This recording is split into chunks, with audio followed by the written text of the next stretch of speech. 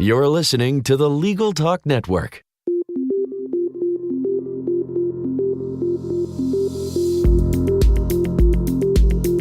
Hello, I'm Bob Ambrogi. And I'm Monica Bay. We've been writing about law and technology for more than 30 years. That's right. During that time, we've witnessed many changes and innovations. Technology is improving the practice of law, helping lawyers deliver their services faster and cheaper. Which benefits not only lawyers and their clients, but everyone. And moves us closer to the goal of access to justice for all. Tune in every month as we explore the new legal technology and the people behind the tech here on Law Technology Now.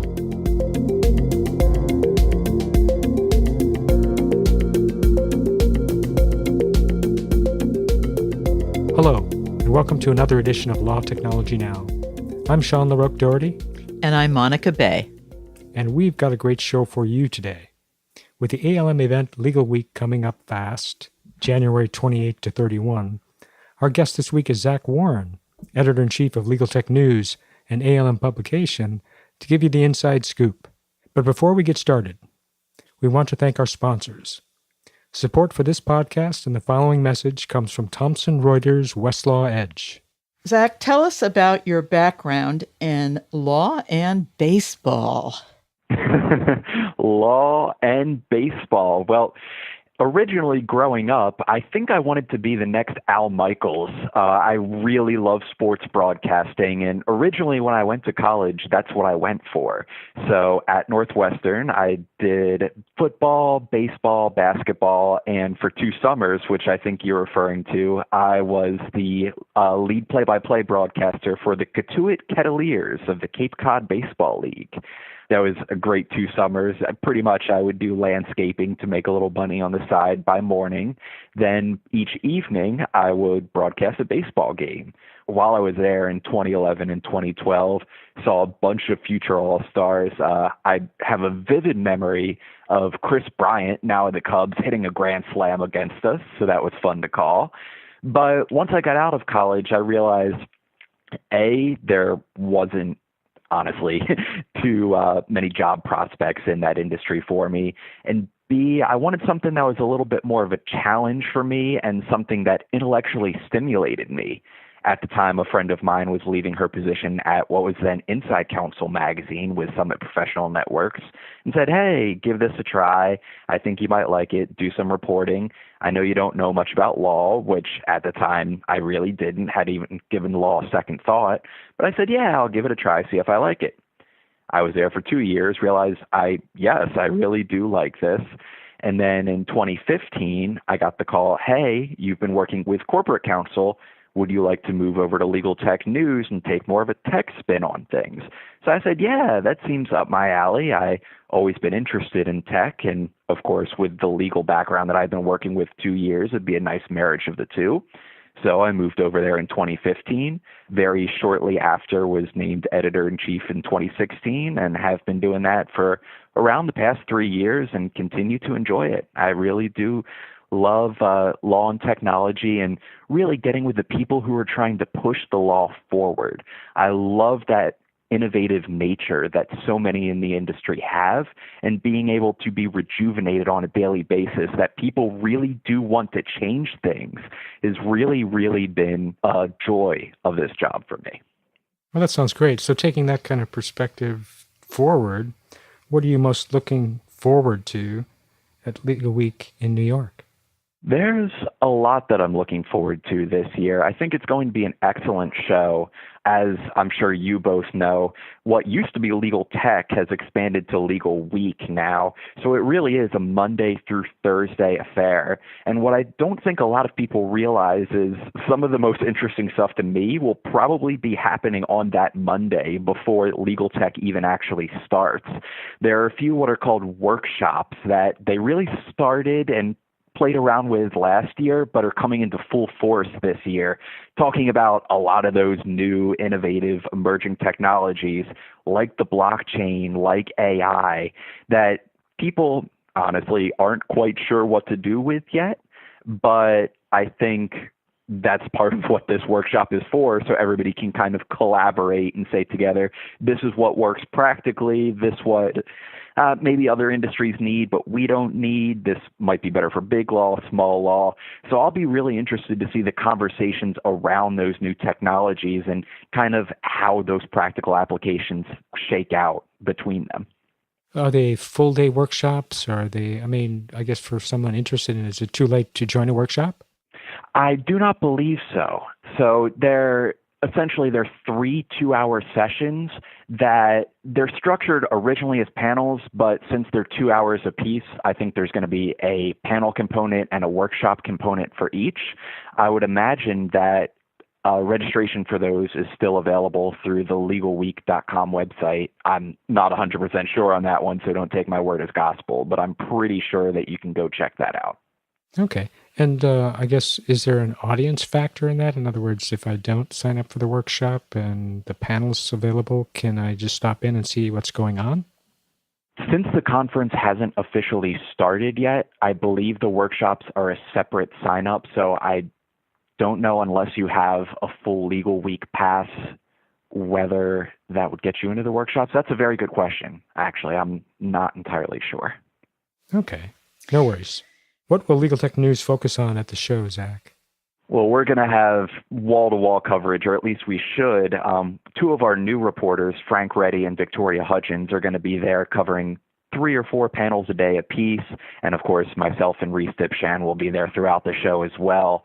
But a few things that we're probably going to focus on, one that we've been hearing from a lot of people is privacy. Last year, obviously, the GDPR around this time was the big subject leading up to the May deadline. And this year, at least from our conversations, we're seeing something similar with the California Consumer Privacy Act, where a lot of people that maybe didn't necessarily have EU citizens and had to get ready for the GDPR, well, they do have California customers. So they're needing to get on board now before that January 1st, 2020 deadline. And what a lot of people learn from the GDPR, the longer you wait, the harder it's going to be. So I'll be very interested in the privacy discussions there. And of course, what everybody's talking about in the general news right now, the shutdown.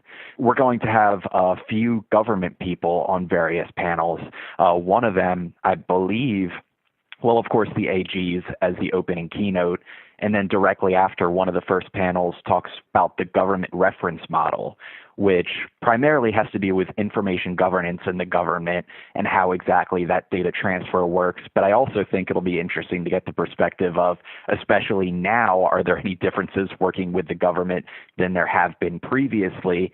And how exactly is everybody on both sides of the equation managing not only the current shutdown, but some of the general, shall we say, uncertainty that is surrounding the government right now. So it'll be very interesting to hear those conversations and a whole lot more around those new technologies like artificial intelligence, like the blockchain, and seeing how they're being applied in practice. Well, very good. So hold that thought for a moment. We're going to take a short break to hear from our sponsor. Thomson Reuters Westlaw Edge is the most intelligent legal research platform ever. Powered by state-of-the-art artificial intelligence, Westlaw Edge delivers the fastest answers and the most valuable insights, providing you with a clear strategic advantage. The advanced features on Westlaw Edge allow legal professionals to practice with a greater degree of certainty and confidence never before available. Visit westlawedge.com to learn more.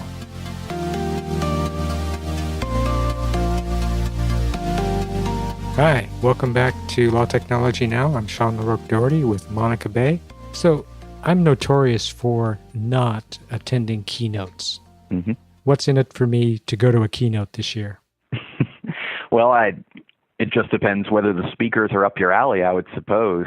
I personally think getting both sides of the coin with the attorney generals, one former Republican, one former Democrat, I can't say whether they're going to be at odds on certain questions that they're going to be asked, but I don't think it's out of the question. So just from a pure voyeuristic standpoint, I think it's going to be super interesting to see whether or not they are at odds and whether there's a little bit of contention there.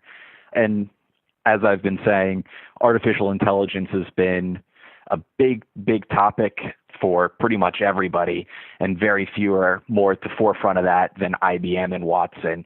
So I'll be interested for that day too as well, just to see what's new and stuff that we should be in the lookout for moving forward, considering the practical applications. Especially IBM Watson's been there before, and I feel like a lot of people maybe have heard Brian Kuhn specifically speak on the subject, but I don't know, 3, 4, 5 years in, there's just so much more data that they have now, and they've worked with so many more people that I think they're probably in a better place to talk about how this stuff is actually being used in law firms and corporate legal departments than maybe they were even 2 or 3 years ago. Wow, I mean, that's amazing. So it sounds like there's going to be some things for both newbies, people just first coming to the show this year, and also some of the older crowd like myself. So do you want to maybe highlight some things for new attendees?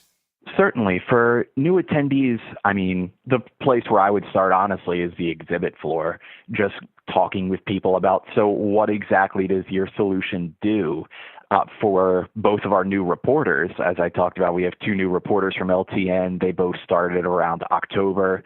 And that's what I told them is just take the first 2 hours and walk and talk to people, because there's no better way of actually knowing what this stuff does and what legal technologies actually are than seeing it put into practice.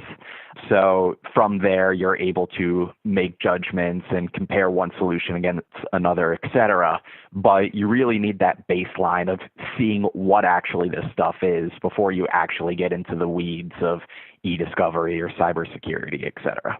Yeah, that's good advice, because almost everyone who's got an exhibit is going to be demonstrating their wares at the show. So that's good. That's why I go. Yep. I'll say that. I'll admit that I'm a senior. Zach, I heard that there's going to be some product innovation at the show. Can you dive into that? Yeah, certainly. So something new that they really wanted to put on, since this show has been running a long time. And previously, I think a lot of people thought that there was a huge focus on not necessarily the newest solutions, but kind of the legacy solutions. Well, ALM in particular wanted to flip that on its head this year. So what they're putting on for the first time is called a product innovation competition. And the submissions for that have already gone, and there are 7 finalists that have already been named for this competition. And what they're doing is putting a wide variety of legal technologies, whether it's analytics, there's a patent explorer in there, there's a time and billing, and they're putting all of these head to head to say, what exactly is the most innovative technology that's coming out, and what's going to push the actual practice of law moving forward? So that I'm actually going to be writing an article about who those finalists are very shortly. That is on my docket for next week, so I don't really want to go too in-depth with it yet. But I think it's going to excite a lot of people, and it's going to be fun to see who's the winner of this competition, and hopefully it's something that goes off well and people can look forward to moving forward, potentially with even more submissions next year. Okay, well, we're going to watch for that article, Zach, so that's great. And it's not only the product innovation from maybe startups, but we're talking about some established companies in the industry, right? That is correct. Yeah, I'm looking at the list of finalists in front of me currently, and it is a mix of both established companies and new ones that are in the space.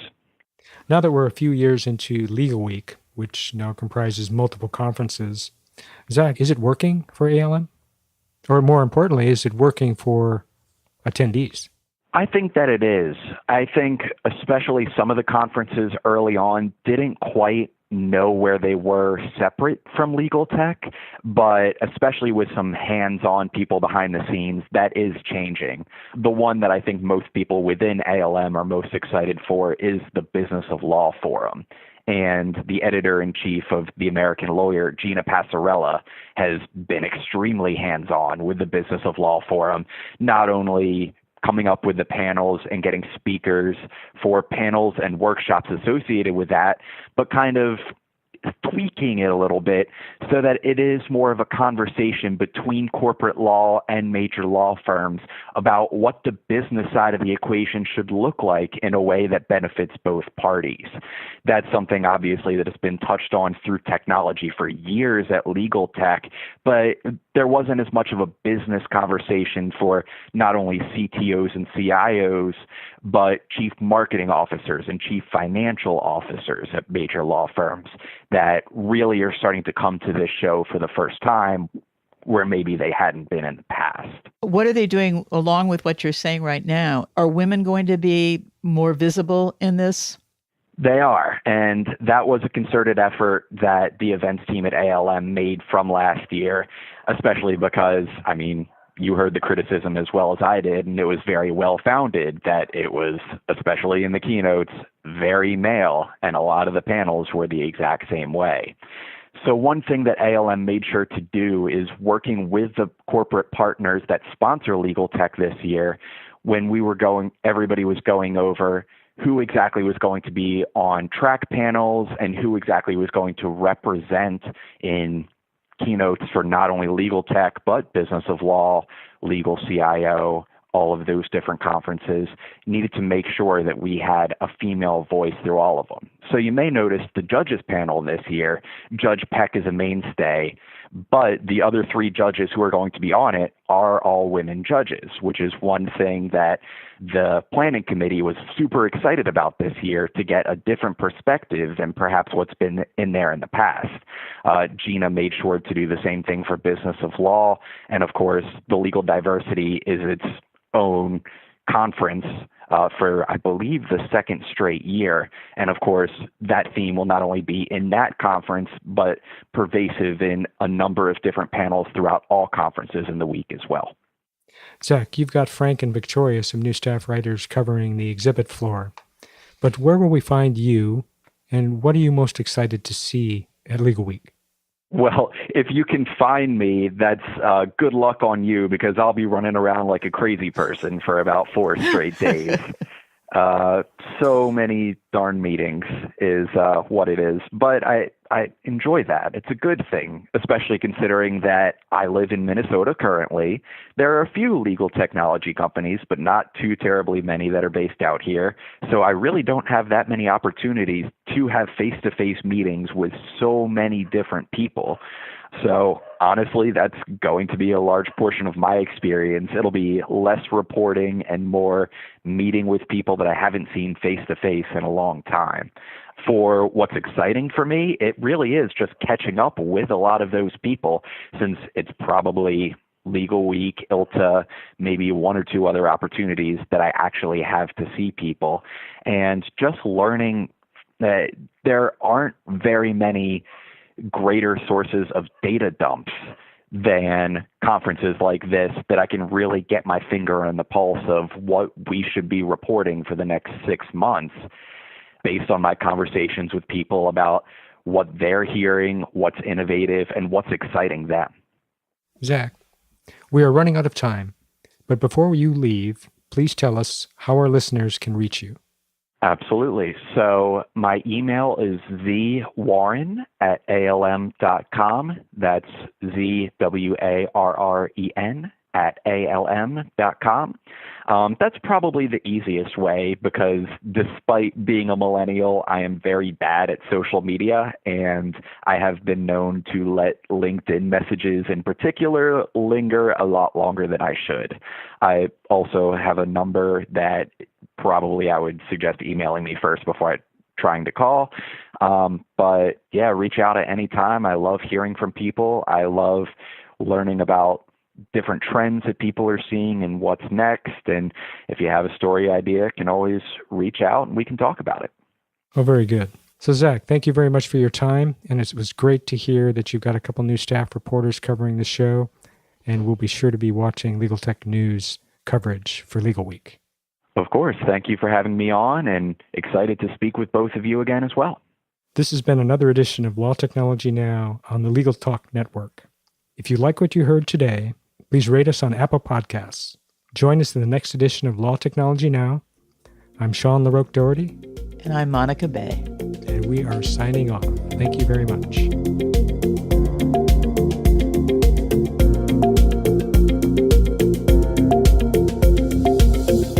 If you'd like more information about what you've heard today, please visit LegalTalkNetwork.com. Subscribe via iTunes and RSS. Find us on Twitter and Facebook, or download our free Legal Talk Network app in Google Play and iTunes. The views expressed by the participants of this program are their own and do not represent the views of, nor are they endorsed by, Legal Talk Network, its officers, directors, employees, agents, representatives, shareholders, and subsidiaries. None of the content should be considered legal advice. As always, consult a lawyer.